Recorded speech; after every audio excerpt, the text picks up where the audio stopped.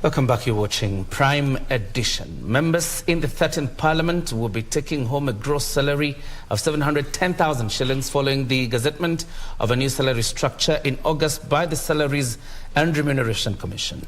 The pay includes 150,000 shillings house allowance, salary market adjustment at 134,000 shillings, and compensation for plenary sitting, which the Commission has abolished. Speakers of both houses will receive a gross salary of 1,160,000 shillings, as Kamche Menza now tells us about the changes in the state officers' packs that saw an outcry by the legislators.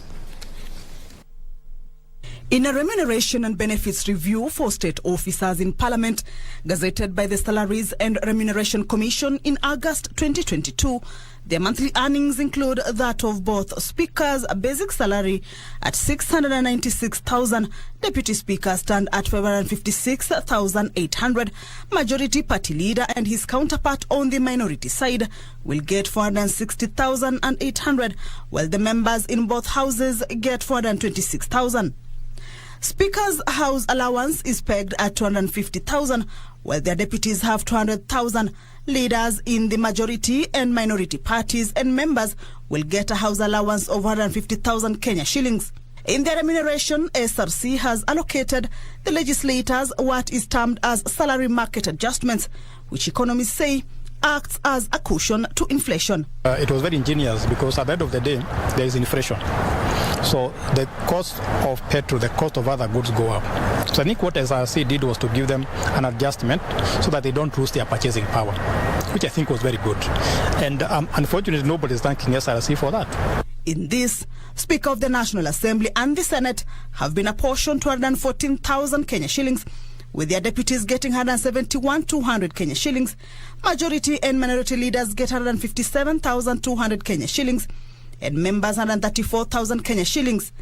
According to SRC, the remuneration includes allowance for plenary sitting that the Commission abolished and no longer payable, a move that caused an uproar from Parliament state officers. The SRC is trying to control the expenditures of our lawmakers, but they don't want that. They don't want to be restricted, which in my opinion is not right, because you cannot decide how much you'll be paid.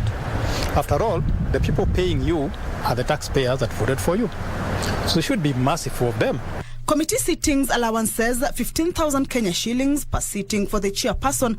Vice chair has 12,000 Kenya shillings. Committee members are allocated 7,500 per sitting, while speakers of both houses shall be provided with an official car with an engine capacity not exceeding 3,000 cc.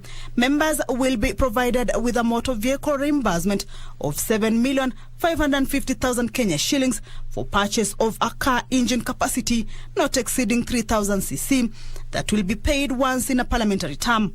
This, they say, the engine is small with regards to rural terrain. I think what they were complaining about was restricting the size of the car engine, which I think makes sense, because the bigger the car engine, the more fuel you consume and probably the more mileage you claim. Members will claim mileage of one return journey from the Parliament buildings to their constituency's office at the rate of 116.63 Kenya shillings per kilometre. Members are also entitled to airtime of up to 25,000 Kenya shillings per month for the speakers and up to 15,000 Kenya shillings per month for the members. House business kicks off on 4th October after its official opening by the President Thursday. Kamche Menza for Prime Edition.